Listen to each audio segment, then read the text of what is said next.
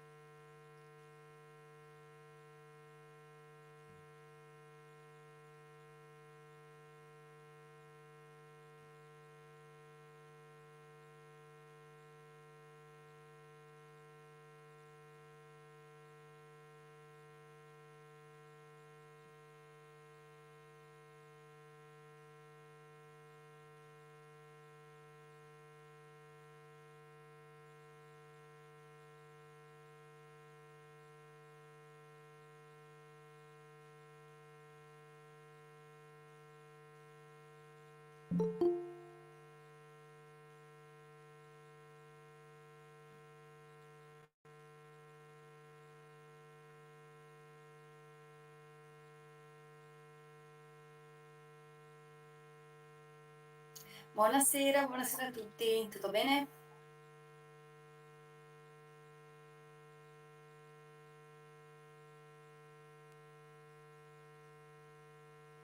Benissimo,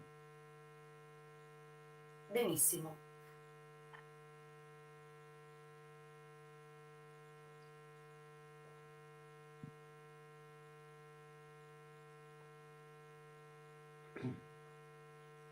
Sì, sì, certo, essendo in Gmeet io non vedrò se proietto, non vi vedo, però se ci sono domande o qualcosa fermatemi pure.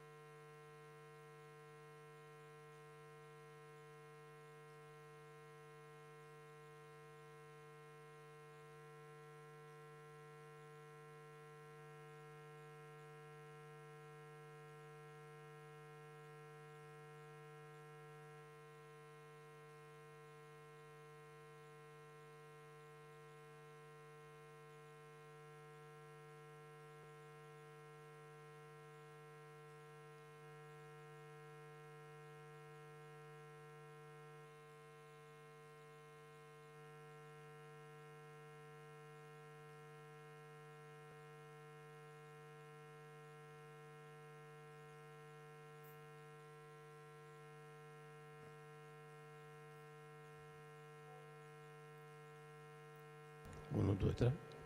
1, 2, 3, sì.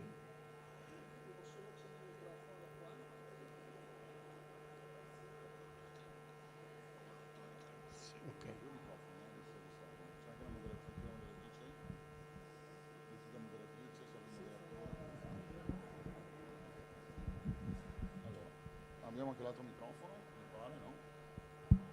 Oh.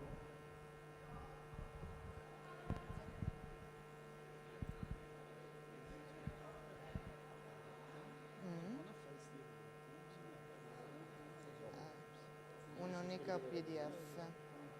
Prova, oh.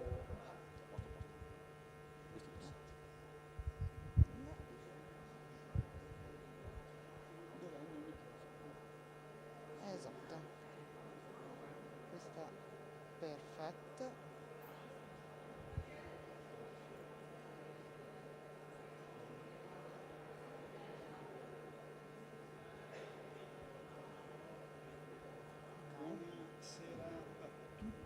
Ti do il microfono.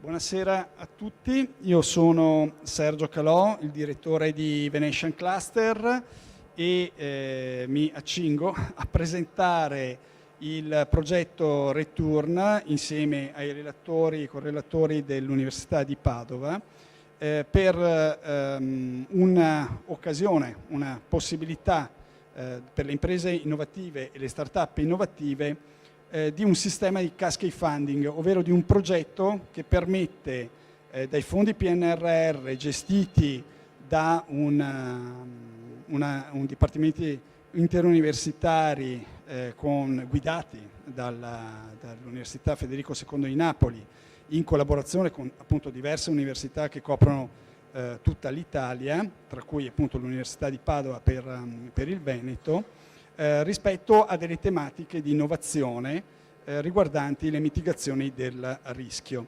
Ovviamente il progetto Return è un progetto molto ampio, molto complesso, che riguarda la gestione di 200 milioni di euro con circa 70 milioni di euro in cascade funding, ovvero in fondi dedicati alle imprese. Scusate un attimo. Ecco. Fondi dedicati alle imprese. Cosa si intende per cascade funding? Essenzialmente c'è un finanziamento vinto appunto in questo caso dal consorzio Return, che è un consorzio interuniversitario dedicato al sviluppo di innovazione riguardante il rischio, in questo caso molte tipologie di rischi, quindi un contenuto abbastanza complesso che verrà poi esplicato dai relatori che mi seguiranno, e questo consorzio va a gestire delle call, ovvero delle chiamate, delle diciamo, richieste di proporre, di sottoporre alla Commissione dei progetti di innovazione su delle tematiche specifiche. A questo punto le aziende o le start-up innovative che partecipano possono vincere dei finanziamenti a fondo perduto. In questo caso il fondo perduto equivale al 50% del finanziamento richiesto, e in questo modo realizzare il proprio progetto. Però ci sono dei vantaggi da questo punto di vista, che non sono solo quelli di sviluppo economico e quindi di ottenimento di un finanziamento a fondo perduto, ma anche quello di collaborare insieme a ricercatori, a università, che sono dei punti di eccellenza a livello nazionale e internazionale. Quindi far entrare la propria impresa o la propria start-up all'interno di un circuito importante di collaborazione tecnica e scientifica. Inoltre, diciamo, questa possibilità di collaborazione dà un'ulteriore prospettiva, ovvero quella di poter andare a sviluppare all'interno di un consesso scientifico appunto nazionale un lavoro di ricerca in affiancamento con gli enti di ricerca istituzionali. E questo permette alle imprese di riuscire ad avere magari una prospettiva e una verifica della propria ricerca e del proprio livello di sviluppo e di innovazione ulteriore. Non ultimo, il progetto Return ha una specifica che a mio avviso è molto molto importante, ovvero non solo si può partecipare nel momento in cui aprono le call, e poi vedrete che ci sono differenti call per differenti ambiti, e intanto potete vedere la slide che è proiettata, che spiega bene o male i 4 macro ambiti in cui il progetto sviluppa e vuole sviluppare innovazione e ricerca a livello nazionale. Ma in questo momento si possono sottoporre le proprie idee, le proprie, diciamo, progetti di innovazione, che siano questi in un livello di fase sperimentale o fase prototipale, direttamente alle università che si occupano, e quindi ai dipartimenti e agli specialisti che si occupano di quella ricerca, e di conseguenza evidenziare a monte, come si dice, cioè in una fase preliminare, evidenziare la propria idea, il proprio progetto o il proprio prototipo. E questo può essere eventualmente inserito in una fase di poi call, quindi può essere l'argomento o il contenuto che viene messo nelle call di finanziamento. Quindi per una volta le imprese hanno l'opportunità di comunicare la propria idea, appunto la propria ricerca, in una fase preliminare e valutare assieme con gli specialisti universitari quelle che potrebbe essere la parte della ricerca o la ricerca stessa che può avere o può ottenere un finanziamento nel momento in cui poi viene valutata positivamente all'interno della call stessa. Come vi accennavo all'inizio, il progetto Return essenzialmente è un progetto molto molto ampio che copre un miglioramento, diciamo, una resilienza rispetto a quelli che sono i rischi molteplici che abbiamo in questo momento e che dobbiamo riuscire a risolvere.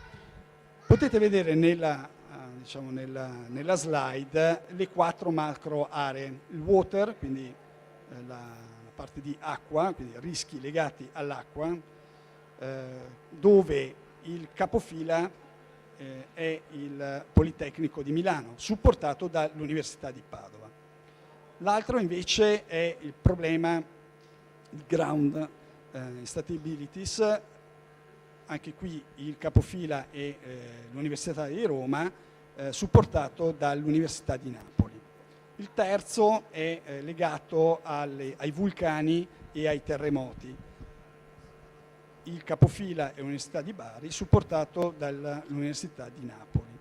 Il quarto invece è l'environmental degradation, ovvero quello che essenzialmente è un problema di degrado ambientale molto molto ampio, dove il capofila è l'OGS di Trieste, supportato all'Università di Palermo. Non si vede, no? Perché?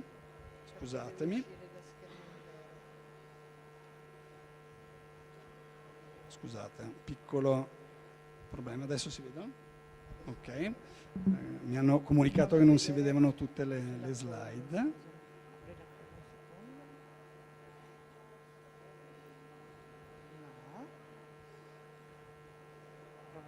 Abbiamo un piccolo problema tecnico.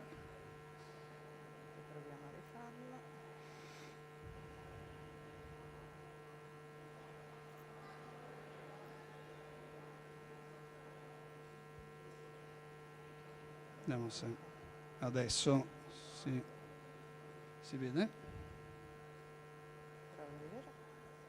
Sì, adesso si Perfetto. No, mi scuso per questo problema tecnico, abbiamo risolto, vi lascio comunque vedere appunto la slide di cui vi parlavo prima, quindi water, la parte appunto di ground instabilities, terremoti e vulcani e invece il degrado ambientale.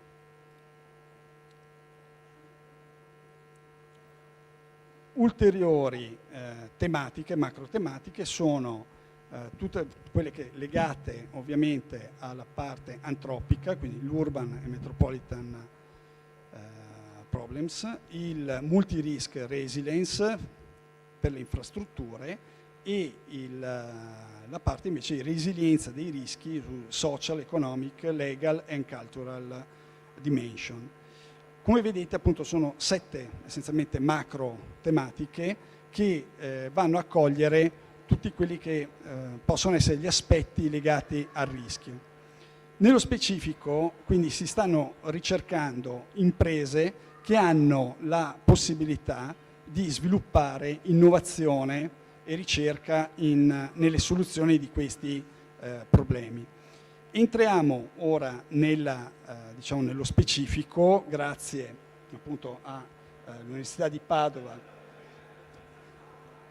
con la possibilità appunto di verificare quelli che possono essere dei primi, mettiamola così, dei primi argomenti con le prime call in apertura. Perfetto. Diciamo, partiamo con col professor Filippo Catani dell'Università di Padova che andrà a specificarci il ground instabilities, ovvero una delle tematiche importanti legate ai rischi che prevede una call a breve da questo punto di vista. Una è già aperta, quindi abbiamo già la possibilità di verificare quelle che potrebbero essere delle opportunità di finanziamento e poi a seguire, perché il progetto Return è un work in progress, a seguire quello che possono essere delle ulteriori opportunità. Come vedrete, la parte applicativa, ovvero come poter partecipare ai bandi, non è semplicissimo, ma non è neanche impossibile, anzi è una buona opportunità. Per fare questo potete riferirvi, quindi per avere tutti gli aggiornamenti, per avere tutte le informazioni, potete contattare Venetian Cluster che ha un ruolo di affiancamento e di, mettiamola così, di aiuto per le imprese e per le start-up innovative in Regione Veneto su questi, diciamo, questi contatti. Oppure in Fondazione Return, quindi sia la segreteria sia la presidenza, nel caso in cui ci siano appunto ulteriori specifiche da richiedere.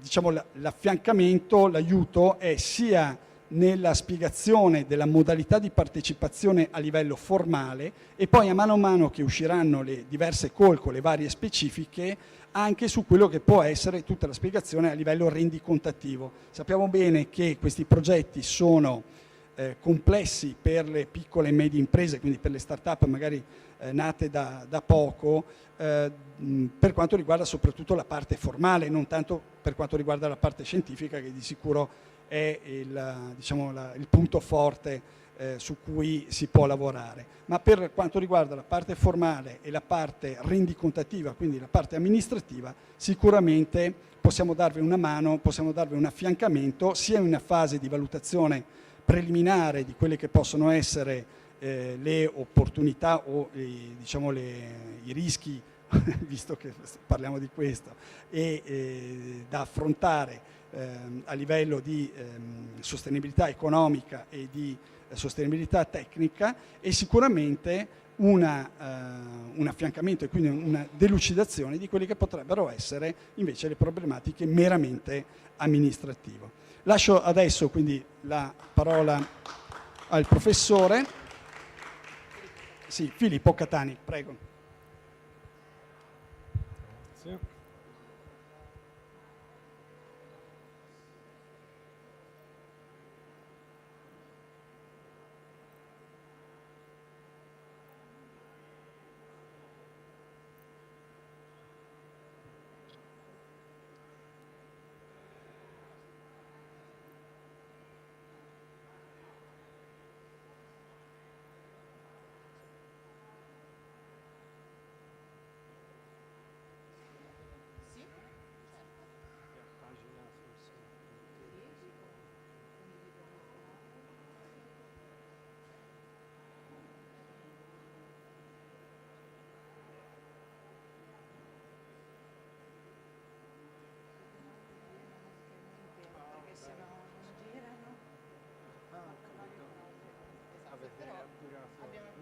ancora lì, non so perché.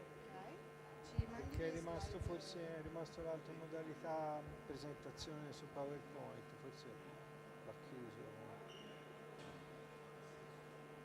Sì. È ancora aperto, sì, ecco ora.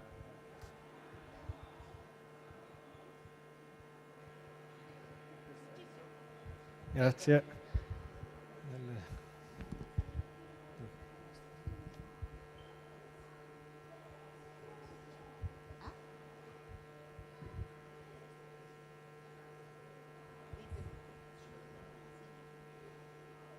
No, perché sennò non girano più nella forma. Non girano più nella forma. Dobbiamo tenerle così per forza. Prego, prego, prof. Va bene, allora sì, buon pomeriggio a tutti e anche a quelli ovviamente collegati telematicamente. Io parlo brevemente di una delle porzioni del progetto di cui ha parlato Sergio, che ha già introdotto gli aspetti generali. Io sono Filippo Catania dell'Università di Padova. Padova è responsabile di alcune di queste porzioni di lavoro su quasi tutti gli SPOC che sarebbero insomma le componenti del progetto, no? Io parlerò in particolare dello SPOC numero 2 verticale, infatti si chiama VS2, che parla delle ground instabilities, no? Quasi tutte le slide e materiale che faccio vedere è quello ufficiale del progetto e quindi è in inglese perché siccome sono progetti finanziati da PNRR a livello di Commissione Europea siamo obbligati a produrre materiale così, insomma, però parlerò ovviamente in italiano. Il nostro SPOC Ground Instabilities fa parte anche di tutto il gruppo, è quello indicato in rosso qua, insomma, nella slide. Si affianca ad altri SPOC tematici, quello che si occupa dell'acqua, quello che si occupa dei terremoti e dei vulcani, quello che si occupa della degradazione ambientale, occupandosi invece dell'instabilità del suolo, sia nelle aree di pianura e costiere, quindi la recessione delle coste, l'erosione delle coste o l'avanzamento delle coste, le frane sottomarine, la subsidenza, i sinkhole, quindi gli sprofondamenti, eccetera, e tutta la parte che riguarda le frane, le colate e i trasporti di massa, di detrito e di rocce in montagna o nelle aree collinari, che sappiamo insomma essere di grande interesse nel nostro paese, specialmente per l'area del nord-est e tutte le aree alpine e delle Dolomiti. A questo progetto in generale, come diceva prima il relatore prima di me, insomma, partecipano molte università italiane che sono listate qui sotto e questi SPOC forniscono degli elementi conoscitivi, ma non solo degli elementi conoscitivi, diciamo, perché il progetto ha degli aspetti molto applicativi, quindi quello che noi forniamo dovrebbero essere degli strumenti a livello di proof of concept, perché questo è il livello di sviluppo tecnologico che ci consente il finanziamento europeo. Non possiamo andare oltre perché probabilmente sono previsti poi passaggi successivi o anche perché i passaggi successivi vanno svolti dal mondo delle aziende e delle imprese, insomma.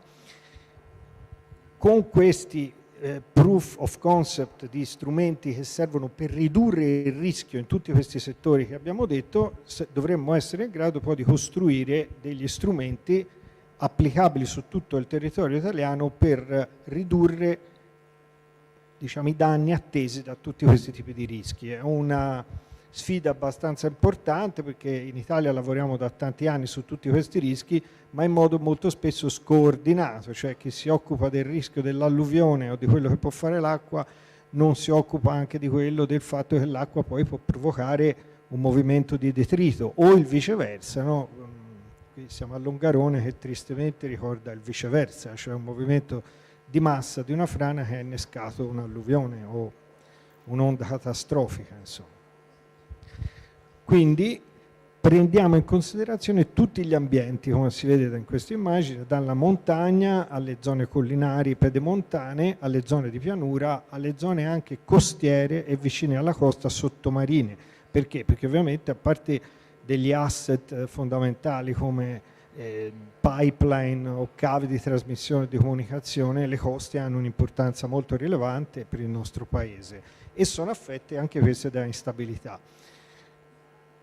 Il progetto cerca di capire i meccanismi che ci sono dietro a tutti questi processi che condizionano i movimenti di massa in tutti gli ambienti che ho detto, per imparare delle basi, diciamo, o dei modelli formativi che ci permettono poi di fare previsione, prevenzione e mitigazione del rischio con un processo inverso che, diciamo, noi chiamiamo forward analysis, che usa quello che abbiamo imparato per permetterci di prevedere meglio e di riuscire a capire quali sono i punti deboli da rinforzare del nostro sistema ambiente, territorio e, diciamo, elementi a rischio costituiti da cittadini, imprese, strutture, infrastrutture e così via, con azioni specifiche di mitigazione. Quindi il progetto prende in considerazione tutti gli aspetti,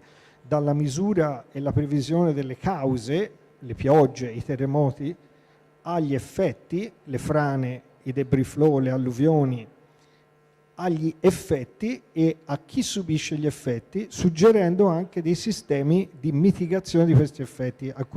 Alcuni di questi metodi possono essere indiretti o soft, diciamo, modelli numerici, previsioni probabilistiche, cose del genere.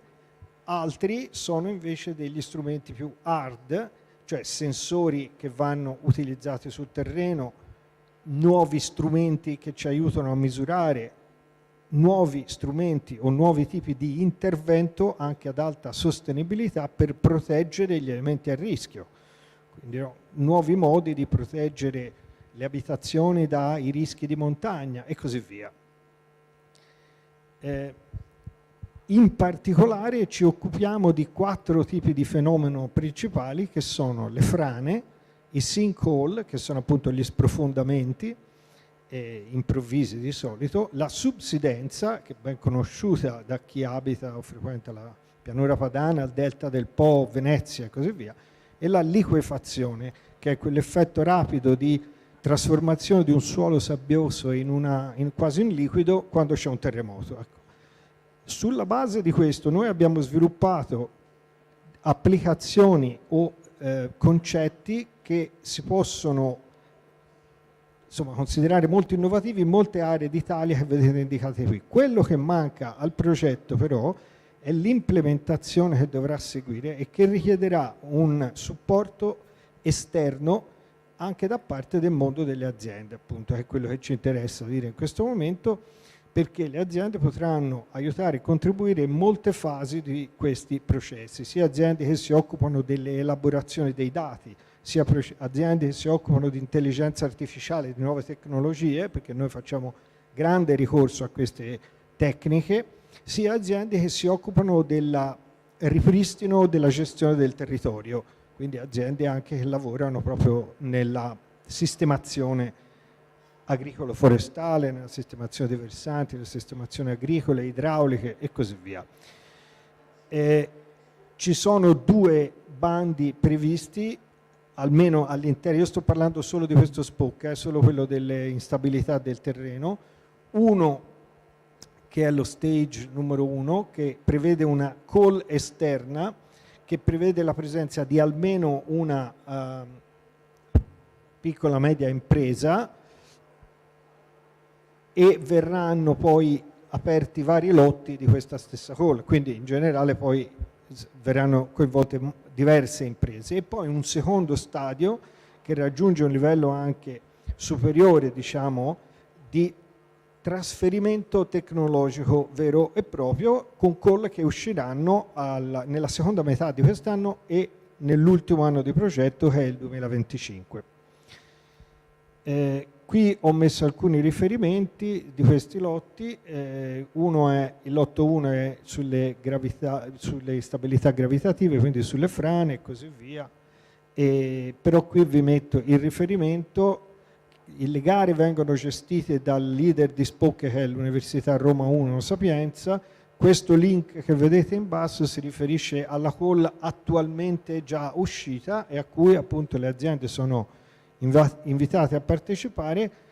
Ora la call è uscita già a fine febbraio mi sembra ci sia qui la scadenza della call è il 26 di marzo, però ce ne saranno altre successive e questo stesso sito che io ho indicato in questo link può essere utilizzato per seguire tutte le altre call che verranno emesse per quanto riguarda questo SPOC, quindi le attività che riguardano le frane, la subsidenza e così via, che possono andare dalla sorveglianza all'acquisizione di dati, all'installazione di strumenti, a lavori veri e propri di ingegneria per la mitigazione degli effetti o delle cause, va bene, di queste instabilità.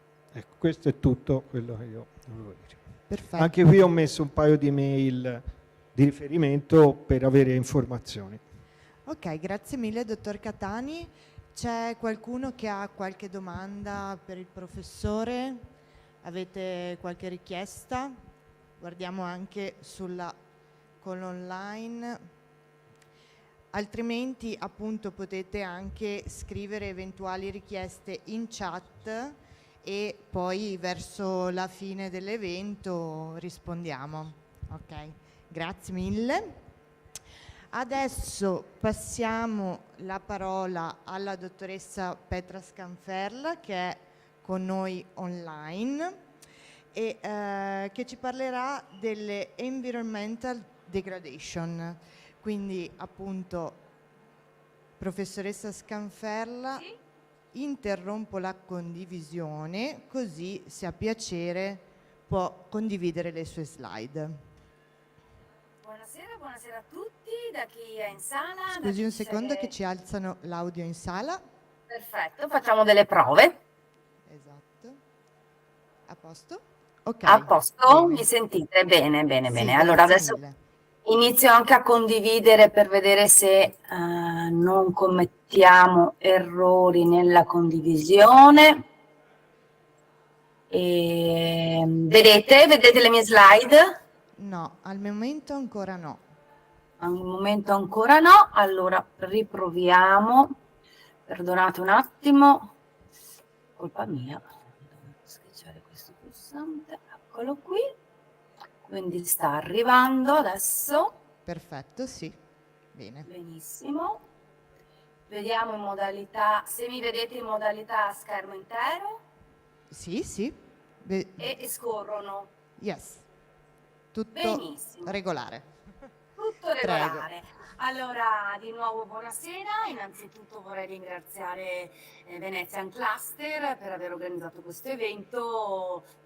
Purtroppo non posso essere lì con voi per una problematica familiare, però so che la fiera è veramente, veramente interessante, soprattutto per chi come me ha fatto scienze ambientali, quindi un tema molto importante quello che in fiera viene presentato.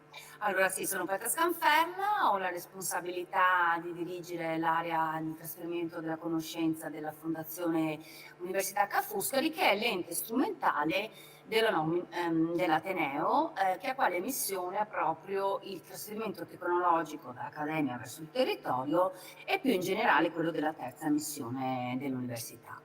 Quindi in quest'area di trasferimento della conoscenza abbiamo ricercatori impegnati assieme a docenti universitari in progetti che coinvolgono grandi ma soprattutto piccole e medie imprese, progetti sul tema dell'innovazione, quindi supportiamo la ricerca, la presentazione in diversi bandi di finanziamento regionale, nazionale e internazionale.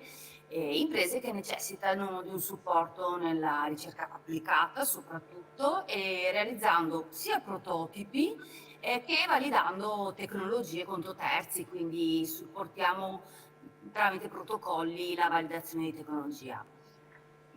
Particolarmente importante è il settore ambientale, orientato alle tecnologie rivolte alla circular economy, anche in campo agricolo, il trattamento di contaminanti di varia natura, l'analisi di rischio per siti contaminati e l'ecological risk assessment, oltre che sviluppo di modelli e misurazione della sostenibilità e della circolarità.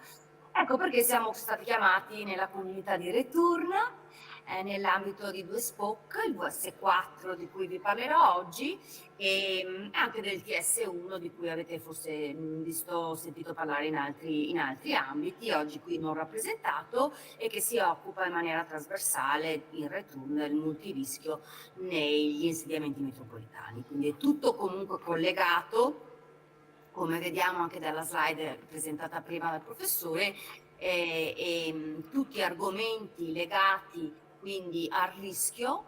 Ecco, per quanto riguarda il VS4 di cui vi parlerò ora, intitolato brevemente Environmental Degradation, sono qui a sostituire il dottor Solidoro, che dell'OGS è il leader di questo SPOC. E nell'ambito di return vi sono diversi fattori di rischio che vengono valutati dal punto di vista delle problematiche legate anche al climate change. Uno di questi è in relazione alla degradation, soprattutto quindi rispetto agli altri SPOC verticali, il VS1 water, le ground instability di cui abbiamo ascoltato la presentazione, e il VS3 su vulcani, problematiche sempre naturali di terremoti e vulcani. Andiamo nel VS4 a valutare i rischi antropici, quindi più legati a fattori sviluppati dalle azioni umane. Quindi anche in questo caso valutiamo i pericoli, sviluppiamo uno studio multirischio, andiamo a identificare in maniera quantitativa le problematiche, cercando di ridurre sempre più le incertezze e sviluppando, insomma, facendoci aiutare dal Digital Twin. Il VS4 si compone anche in questo caso di molteplici partners, 16, rappresentati da università, ma anche da enti e realtà private come Eni Rewind e fondazioni universitarie di vari studi come CIMA e la nostra fondazione. Come nell'ambito di tutto il return, il VS4 tende a migliorare la comprensione dei rischi antropici, nonché l'interazione con gli effetti dei cambiamenti climatici, a migliorare la previsione dei rischi e le metodologie per la prevenzione, l'adattamento e la mitigazione di rischi, in questo caso proprio antropici, sviluppare nuove metodologie e tecnologie per il monitoraggio e il risanamento ambientale. Questo è particolarmente importante oggi perché i bandi a cascata saranno orientati a promuovere e supportare nuove tecnologie e anche nuove tecnologie di trattamento e monitoraggio, poi vedremo in quello che sarà una delle ultime slide, e promuovere un uso più efficiente e sostenibile dei dati, dei prodotti e dei servizi, nonché rafforzare quello che è il ponte tra la ricerca e questi prodotti finali, valorizzando trasversalmente le competenze e il trasferimento tecnologico. Quindi il VS4 è incentrato su ricerca innovativa tecnologica e sviluppo di metodologie e approcci per affrontare il degrado ambientale. In che modo? In maniera un po' innovativa, cioè integrando quelle che sono le metodologie, le buone pratiche di valutazione degli impatti degli ecosistemi terrestri, costieri e marini. Cioè, diciamo che fino ad ora questi ambienti venivano gestiti con pratiche di valutazione costruite ad hoc e a volte che non riuscivano ad integrarsi. Ecco che nel VS4 queste modalità e la capacità di modellare, di monitorare il degrado ambientale vengono, diciamo, trattate assieme per ottenere un modello unico. I fattori di stress vengono valutati, riguardano contaminanti chimici e miscele, sia tradizionali ma soprattutto emergenti, come i contaminants of emerging concern, e parliamo qui di sia prodotti come farmaci, ma anche nuove sostanze che stanno andando a sostituire i PFAS, ma i PFAS stessi, piuttosto che, e qui è importante in questa fiera ricordarlo, pesticidi o comunque prodotti per l'agricoltura. Sono generalmente contaminanti chimici che non sono ancora stati normati e che rappresentano un fattore di rischio importante. Ma oltre a questo si andavano ad analizzare plastiche e microplastiche fino alle nanoplastiche, incluse anche le bioplastiche, perché rappresentano un nuovo fattore di rischio, ma anche amianto, patogeni e quello che possono essere, insomma, elementi che producono nuove malattie. Questo legato a tutta una serie di altri fattori che si innestano, che sono incendi, desertificazione, cementificazione, acidificazione marina e eutrofizzazione, che sono strettamente legati al climate change. E in questo VS4 cerchiamo di appunto definire un multirischio. Allora, mi sentite bene? Ah, perfetto, perché io non vi sento benissimo, allora tolgo le cuffiette e vediamo di sentire meglio senza le cuffiette. Producono un rischio multiplo che deve essere valutato considerando tutti gli aspetti sinergici che si creano anche e che si innestano tra questo, quello che può un effetto di desertificazione o un incendio esacerbare, per esempio, nel rendere disponibili alcuni contaminanti chimici o comunque fattori di stress che vanno a interagire tra di loro. Ecco che nell'environmental degradation andiamo a vedere quello che è il fate and transport, cioè quello che succede agli inquinanti nell'ambiente, il loro trasporto, la loro distribuzione fino ad entrare nella catena alimentare e quindi rappresentare un rischio per la salute umana e per l'ecosistema. E poi andiamo a investigare il rischio multiplo nelle diverse matrici ambientali ed ecologiche. Lo SPOC 4 si suddivide in diversi VP, il VP2, a parte il VP1 che è gestionale, il VP2 dove si vanno a valutare degli scenari di degradazione di questi fattori di degradazione ambientale nei diversi ambienti terrestre e marino, e nel VP3 andiamo a vedere più in dettaglio quali sono i modelli e la capacità di osservare questi scenari e di valutare i pericoli ambientali. Nel VP4 ci spingiamo verso il multi-risk assessment, cioè il valutare il rischio da sorgenti e fattori multipli e valutarne in proof of concept, e nel VP5 andiamo invece più nel dettaglio, e questo è interessante anche per i bandi a cascata, a individuare azioni di prevenzione e di remediation, quindi azioni e capacità di prevenire mediante monitoraggi innovativi, ma anche capacità di trovare soluzioni nel momento in cui ormai il contaminante, il fattore di rischio è presente nell'ambiente.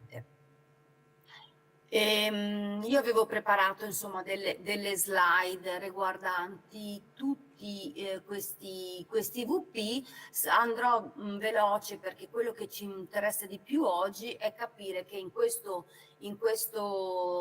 SPOC c'è un interesse che può essere legato a quello che viene sviluppato da spin-off, start-up, PMI innovative e che possono poi essere coinvolte nell'ambito dei bandi a cascata. Nell'ambito del setting and scene, environmental degradation sector, c'è poco non abbiamo ancora ipotizzato un coinvolgimento di bandi che comunque verranno emessi entro settembre del 2024. E mentre più di interesse è il task 2 del VP3, dove si va a cercare la capacità di monitorare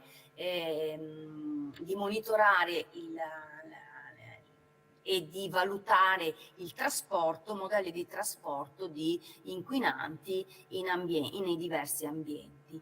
Vi ho portato una slide così per valutare se qualcuno in sala ha capacità simili come quella dell'identificazione e lo troviamo alla vostra destra, di microplastiche, nanoplastiche con nuove strumentazioni. Qui c'è una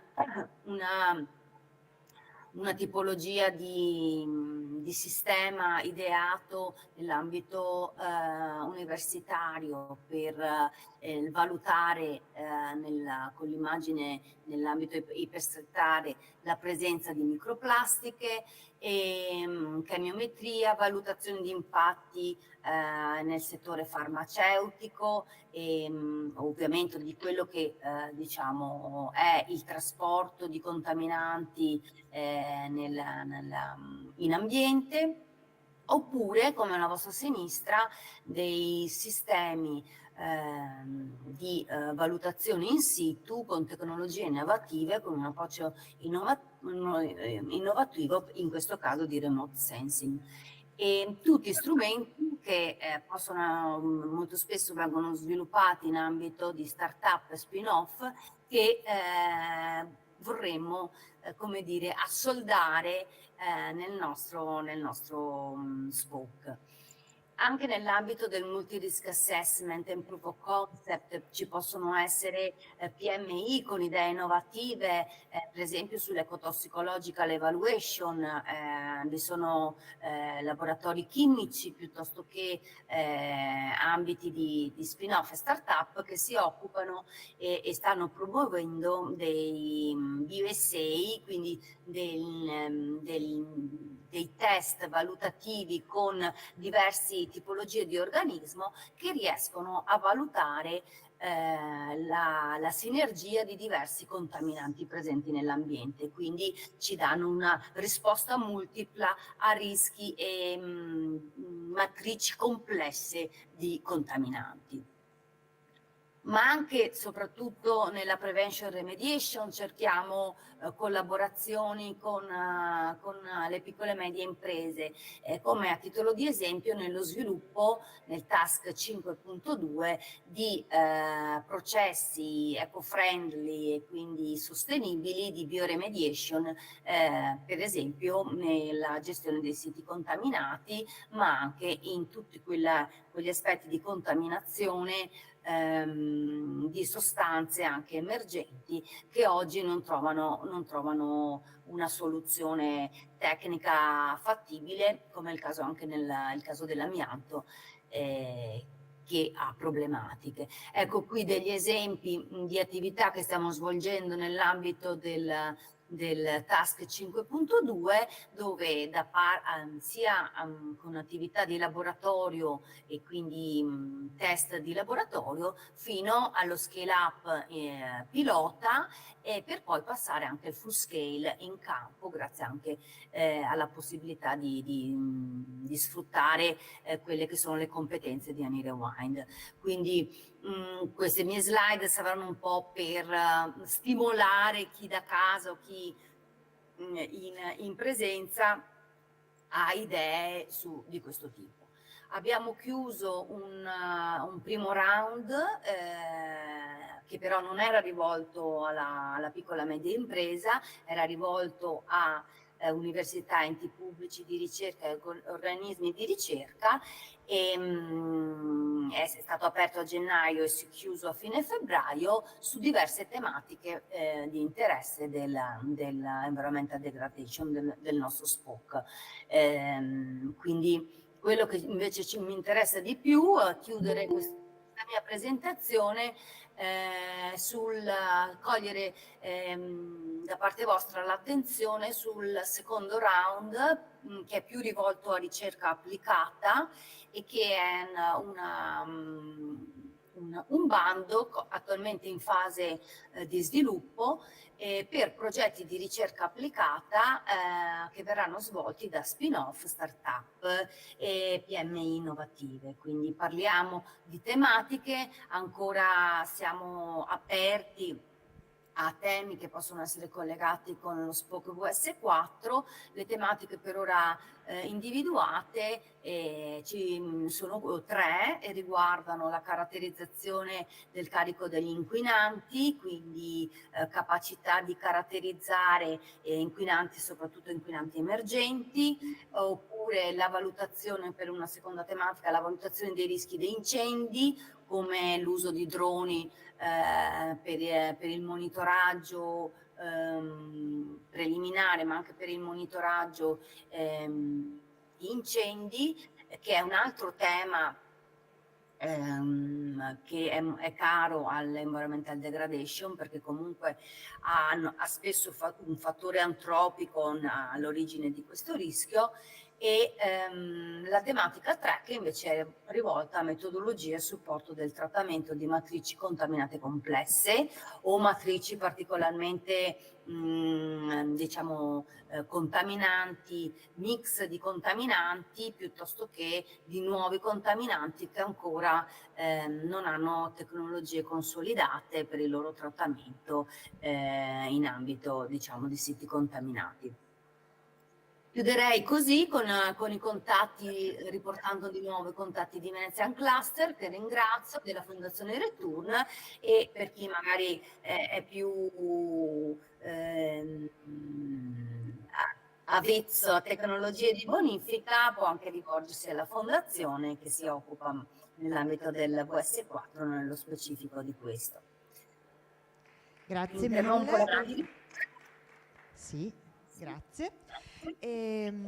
Allora, intanto se c'è qualcuno che appunto ha domande per la dottoressa Scanferla, che al momento non ne vedo, potete comunque scriverle in chat e risponderemo a seguire.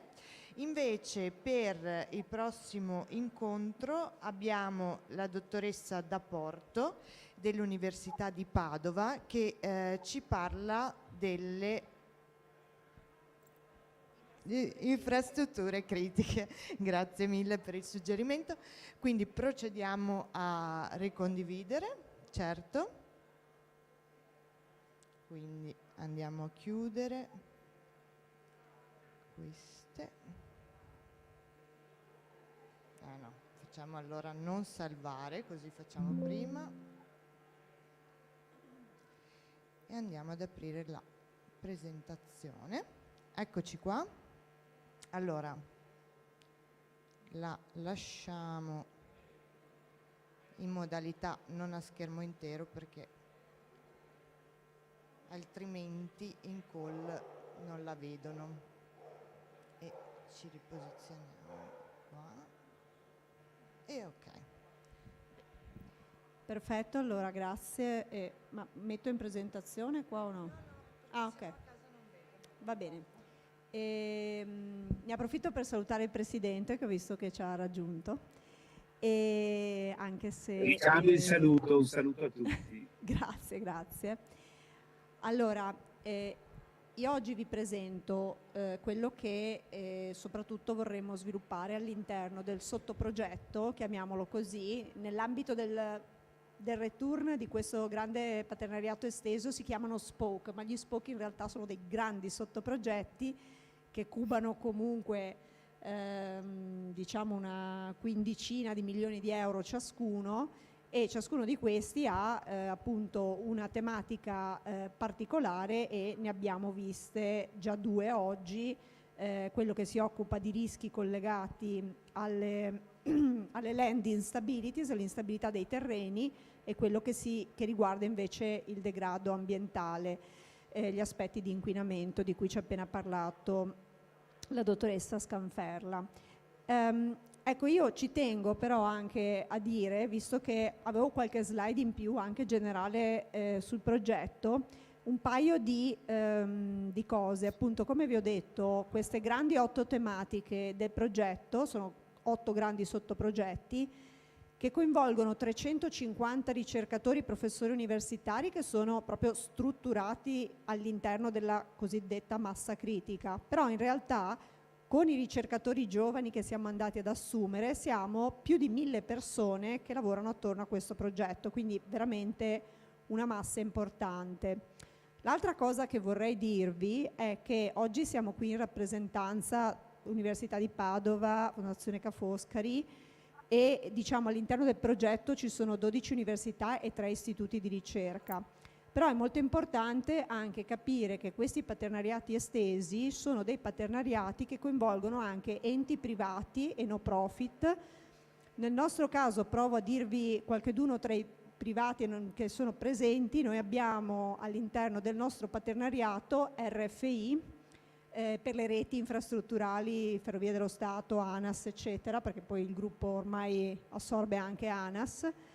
Abbiamo IREN per le reti elettriche, abbiamo Generali per gli aspetti assicurativi, e poi abbiamo anche la presenza del Dipartimento Nazionale della Protezione Civile. Questo mi sembra importante dirlo perché Fondazione Return è una fondazione che è destinata non soltanto a gestire, spendere, fare ricerca per questa grande quantità di finanziamento che abbiamo ricevuto nell'ambito del PNRR, ma è destinata a rimanere per creare praticamente quella struttura che insieme ai grandi soggetti privati, enti gestori, Dipartimento Nazionale della Protezione Civile, anche in futuro dovrà gestire questi temi del rischio. Quindi questo è molto importante anche per le piccole e medie imprese, le start-up, capire che questa è un'opportunità di entrare bene o male in contatto con dei soggetti molto rilevanti.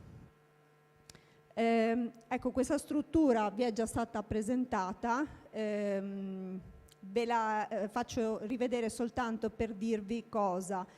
I 4 sottoprogetti verticali sono quelli che si occupano proprio di 4 grandi ambiti di rischio, no? Sono stati citati anche nella prima presentazione: acqua, instabilità del terreno, terremoti e vulcani, degrado ambientale. Poi però sono presenti i cosiddetti 3 sottoprogetti orizzontali che sono TS1, TS2 e TS3 si chiamano, che si occupano di come asset rilevanti del nostro paese, come sistemi fisici, funzionali, sociali, interagiscono con i rischi che abbiamo detto prima.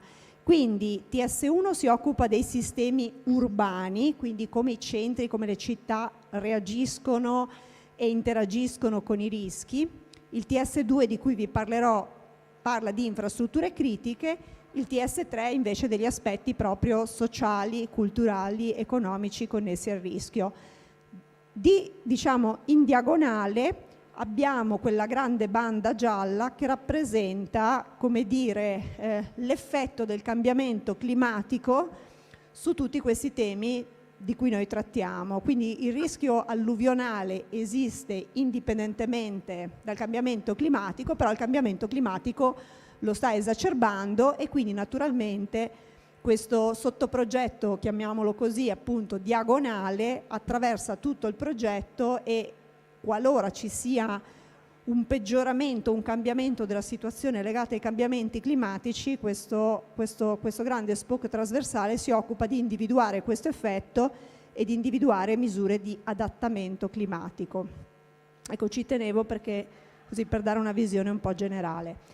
Bene, allora io adesso invece vado proprio a parlarvi del TS2 o infrastrutture critiche e in primo luogo vorrei spendere 2 parole su quali sono le infrastrutture critiche delle quali ci occupiamo all'interno di questo sottoprogetto. Allora, le infrastrutture critiche, nella definizione che abbiamo sia a livello europeo che a livello internazionale, sono tutti i sistemi infrastrutturali legati ai trasporti, quindi chiaramente strade, autostrade, ponti, gallerie, eccetera.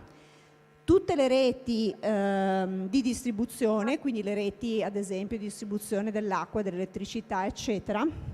I grandi sistemi industriali, ad esempio a livello nazionale vengono definiti infrastrutture critiche, quei sistemi industriali in particolare collegati alla trasformazione delle materie prime in prodotti alimentari, per dirne una. Però insomma è evidente che i sistemi industriali, poi ci sono ovviamente le aziende, le industrie RIR, quelle a particolare rilevante rischio chimico secondo diciamo legge Seveso, eccetera. Poi diciamo che all'interno delle infrastrutture critiche in realtà si annoverebbero anche tutte quelle grandi diciamo asset, tipo per dire che si occupano di un argomento specifico e strategico, ad esempio gli ospedali sono un'infrastruttura critica, i tribunali sono un'infrastruttura critica, non so, le strutture di protezione civile sono infrastrutture critiche, però ecco nel nostro progetto, avendo poi queste ultime infrastrutture che vi ho detto, da un punto di vista del modo in cui si comportano, ai rischi, sono sostanzialmente edifici, quindi si comportano in maniera molto simile a quello che possiamo vedere diciamo nel costruito urbano, non sono stati inclusi in questo sottoprogetto. In questo progetto ci occupiamo delle reti acqua, rete elettrica, delle infrastrutture di trasporto e di siti industriali. Quindi questo è quello di cui ci occupiamo in questo sottoprogetto del progetto Return. Ok, allora io non ho diciamo delle slide sistematiche come quelle della collega che mi ha appena preceduto, però vi faccio vedere i due grandi ambiti sui quali stiamo lavorando all'interno del sottoprogetto TS2 infrastrutture critiche. Allora, il primo è quello che riguarda le infrastrutture critiche intese come sistemi stradali, sistemi di trasporto, quindi reti stradali, ponti, gallerie, eccetera, e reti di distribuzione.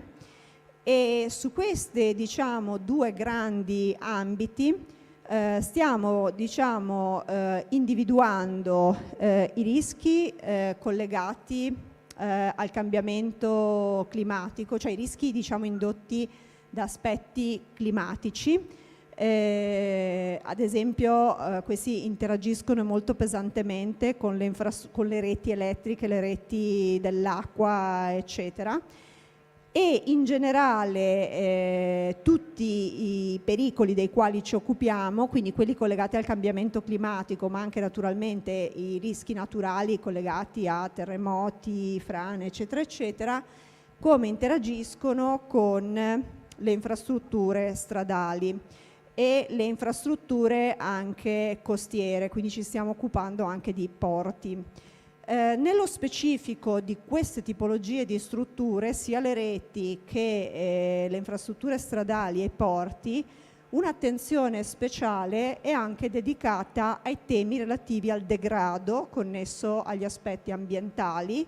Quindi sappiamo bene, un ponte può avere un danno derivante da una frana piuttosto che da un terremoto, però se anche non è soggetto a delle pressioni ambientali di questo tipo, semplicemente anche per degrado collegato agli agenti climatici, ai sali disgelanti nel caso delle strade e così via, è sottoposto ad un continuo processo di degrado che poi può portare anche a dei fallimenti molto gravi.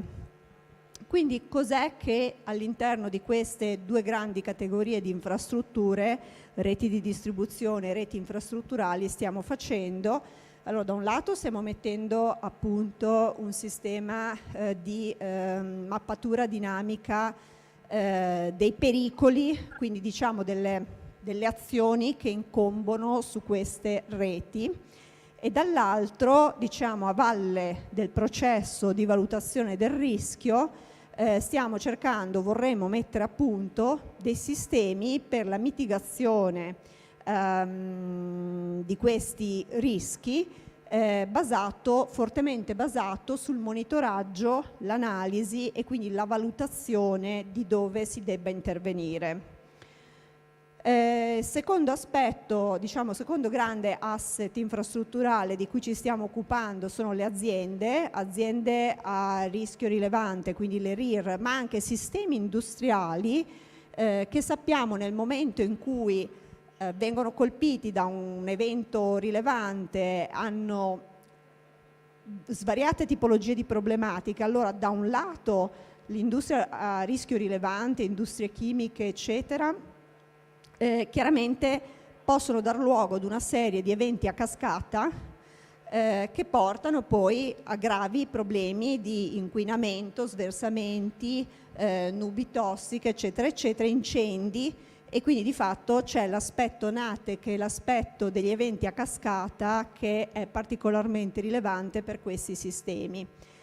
Dall'altro punto di vista, nel momento in cui questi sistemi industriali sono sottoposti a eventi anche naturali, come ad esempio alluvioni, terremoti, vediamo un paio di immagini in questa slide, c'è un tema di valutazione di impatto sia in relazione alla rete infrastrutturale che si connette e che si deve connettere a queste grandi aree industriali, perché naturalmente è necessario sia per l'approvvigionamento che poi per la diciamo, diffusione, il trasporto dei beni, e c'è un impatto in termini di supply chain che è molto importante. Quindi l'abbiamo visto anche durante la recente alluvione dell'Emilia Romagna, c'erano dei poli produttivi colpiti dall'alluvione, alcuni beni non sono più stati prodotti e distribuiti in Italia, in certe zone d'Italia. L'abbiamo visto col terremoto dell'Emilia Romagna, per il biomedicale, eccetera, eccetera. Quindi c'è tutta questa tematica collegata alla valutazione anche delle interconnessioni con la supply chain e il sistema infrastrutturale.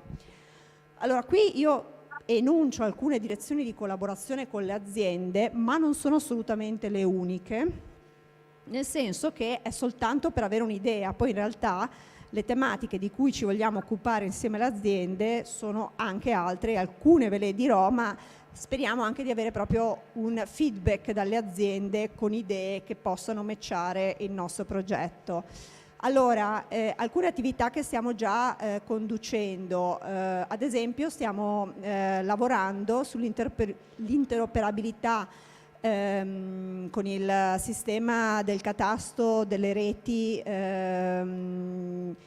per, diciamo, fare simulazioni nell'ambito delle reti di distribuzione dell'acqua. Alcune direzioni interessanti che ci interesserebbe esplorare sono quelle di tecniche per il monitoraggio delle acque piovane, per la valutazione del fallimento, insomma, del limite di funzionalità dei sistemi di smaltimento. Un tema che per noi è molto importante riguarda la simulazione dei flussi, diciamo, d'aria, okay, del vento, degli eventi atmosferici collegati al vento, perché attualmente le mappe di previsione sono alla mesoscala, alla scala media, ma non alla scala locale dell'infrastruttura, mentre invece noi abbiamo strutture sensibili al vento e quindi abbiamo bisogno di previsioni più dettagliate.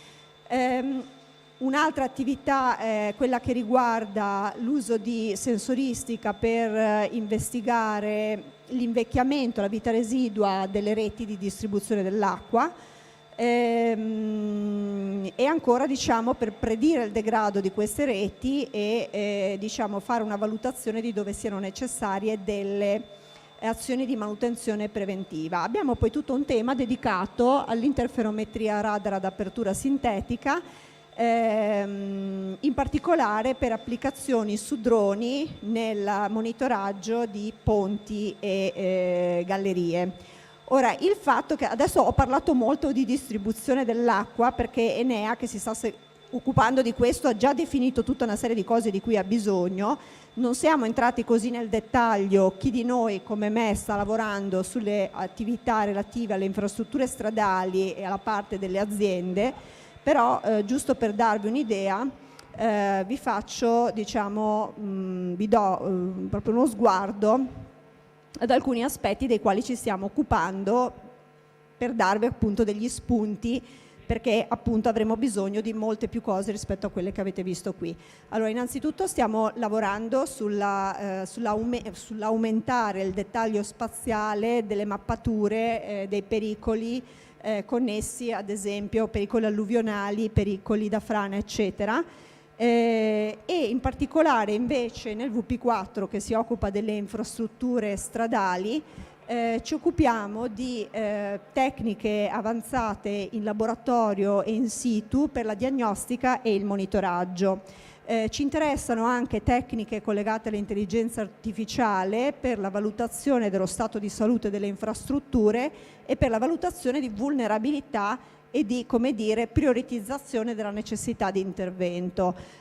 Quello che pensiamo sia utile all'interno del progetto non è tanto sviluppare nuova sensoristica, però voglio dire siamo aperti a proposte anche in questo senso, quanto invece proprio affinare le metodologie di misurazione già disponibili e le metodologie per analizzare il dato e avere delle risposte, come dire, in tempi rapidi e affidabili sullo stato di salute dell'infrastruttura. Qui ad esempio vediamo alcuni aspetti di monitoraggio da drone e di sistemi basati sull'intelligenza artificiale per la valutazione dei dati ricavati da drone. Ci interessano tematiche e quindi tecnologie e diciamo modellistica relativa ai fenomeni, alla modellazione dei fenomeni di degrado e alla valutazione di vita residua delle infrastrutture.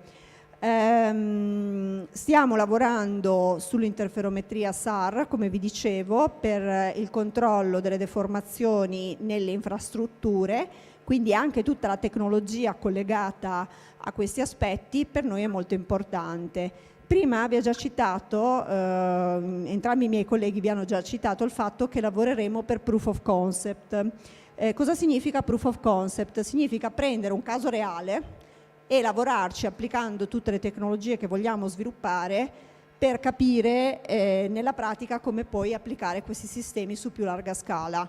Allora, nel nostro caso, proprio su richiesta di ANAS, che tramite diciamo RFI partecipa al progetto, è stata individuata come una delle reti più sensibili per ANAS, proprio la strada statale d'Alemagna, quindi mi fa piacere presentarla qui oggi.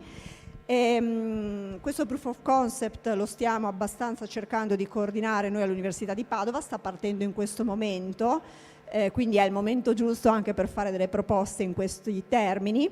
Sappiamo che è una statale di più di 100 km, 120 km circa se non sbaglio, con 50 attraversamenti importanti, 300 meno rilevanti, che praticamente attraversa aree a significativa pericolosità geologica e idraulica, attraversa un'area che è anche moderatamente sismica, quindi non c'è tanto un problema sismico diretto sulle strutture quanto un problema di rischio sismo indotto sulle frane, ed è un sistema infrastrutturale soggetto a importante degrado perché si trova in zona montana e quindi naturalmente sali disgelanti eccetera.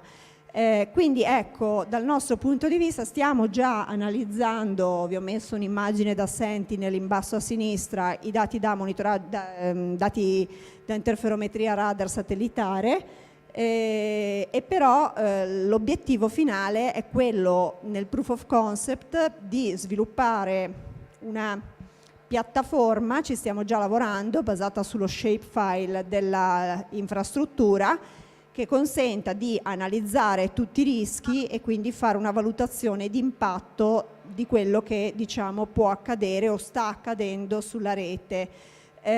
Per questo motivo, ripeto, sono fondamentali proprio apporti da parte delle PMI, delle start-up, delle spin-off su temi che riguardano il monitoraggio, il monitoraggio sia strutturale sia dei pericoli connessi, dalle colate detritiche alle frane agli aspetti idraulici, e che soprattutto consenta di fare analisi e previsioni, diciamo, di essere predittivo nei confronti di quello che sarà, diciamo, il comportamento dell'infrastruttura. Naturalmente considerando anche gli aspetti di traffico. Per quanto riguarda gli aspetti del traffico e soprattutto dei trasporti eccezionali, c'è un secondo proof of concept a livello di infrastrutture viarie che riguarda il corridoio Milano-Marghera, quindi praticamente la 4, e che si occupa proprio di queste tematiche. Ho finito. Grazie.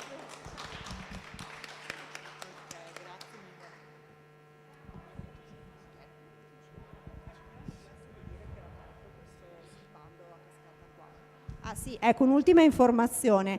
Il TS3, che è già stato presentato in qualche riunione fa, che è quello che si occupa della resilienza della comunità ai rischi, quindi la dimensione sociale, economica, giuridica e culturale del rischio, ha aperto uno di questi di questi bandi a cascata, scusate, per PMI, startup e spin-off. Quindi io vi invito ad andare a vedere il link dove c'è il bando. Questo è emanato dall'Università di Firenze, i nostri nel TS2 saranno emanati dal Politecnico di Torino, perché comunque lo schema del bando più o meno è lo stesso per tutti i sottoprogetti, e comunque perché magari trovate diciamo, delle tematiche che vi interessano. Ad esempio c'è anche qui il monitoraggio strutturale del patrimonio culturale, ci sono varie tematiche che possono essere di interesse per le stesse aziende interessate anche al TS2. Grazie. Allora, ringrazio tutti i presenti, logicamente ringrazio la Fiera di Longarone che ci ha ospitato, e c'è anche il Presidente qui, ringrazio il Professor Filippo Catani, la Professoressa Petra Scanferla e la Professoressa Francesca D'Apporto, che è anche prorettrice dell'Università di Padova. Riassumendo velocissimamente l'opportunità del Cascade Funding, è essenzialmente quella di poter lavorare sulle tematiche che avete visto, che sono molto vaste, proponendo delle tecnologie e delle soluzioni innovative, avendo la possibilità di lavorare con un network appunto di oltre 1000 ricercatori, ma su soggetti strategici sia di ricerca sia applicativi a livello nazionale, e questa è un'opportunità credo unica che ci permette il PNRR in questo momento, con dei fondi molto importanti e la collaborazione con appunto strutture universitarie e di ricerca e a livello nazionale anche applicative molto molto importanti. Quindi è un'occasione da cogliere. Come poter fare? Allora, vedete i contatti che ci sono, Segreteria Venetian Cluster, poi la mia anche personale Sergio Calò Venetian Cluster, o la mia collega Morgana Campagnolo, oppure la Fondazione Return, Segreteria Fondazione Return e Presidenza Fondazione Return.it. Sostanzialmente le imprese o le start-up innovative che avessero delle idee di innovazione da questo punto di vista ci contattano. Noi diamo un format e parliamo assieme, descriviamo, cerchiamo di approfondire quello che possono essere delle modalità di presentazioni e quelle che possono essere gli spoke o le tematiche su cui la tecnologia proposta può essere applicata. Vi diamo un format molto semplice da compilare, che possiamo anche compilare assieme, cioè vi diamo una mano da questo punto di vista, e lo sottoponiamo agli esperti. Avete visto che ogni università ha un determinato tipo di diciamo, traiettoria di specializzazione, lo sottoponiamo agli esperti di quelle università. A questo punto vi mettiamo in contatto diretto con questi esperti, con i professori universitari che seguono i vari spoke, ovvero le varie tematiche e macro tematiche, e in questo modo potete capire se c'è l'interesse effettivo, partecipare alle call o addirittura avere la possibilità di avviare una collaborazione con le università stesse. E non dimentichiamocelo, e l'avete visto un po' anche dalle immagini presentate dai tre professori che mi hanno preceduto, per migliorare quello che è la soluzione al rischio sia a livello operativo sia a livello predittivo in Italia. Quindi è veramente è un progetto strategico nel quale sono chiamate le imprese e le start-up innovative a collaborare, intanto per migliorare quello che è il nostro ambiente, dall'altra parte per migliorare anche la loro competenza e anche il loro livello economico. Ringrazio tutti e attendiamo appunto le vostre proposte. Noi ovviamente di Venetian Cluster siamo a vostra disposizione. Grazie e arrivederci.